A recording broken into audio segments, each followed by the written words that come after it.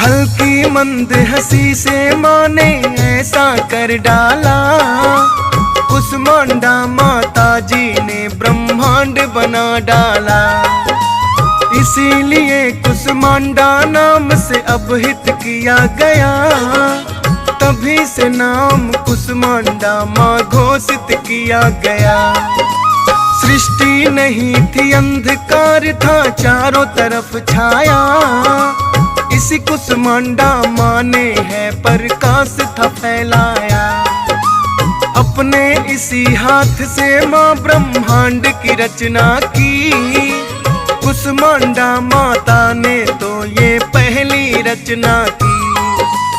इसके आगे भक्तों मैं अब कथा बताता हूँ, मैं कथा सुनाता हूँ। नवरात्रों के चौथे दिन की कथा सुना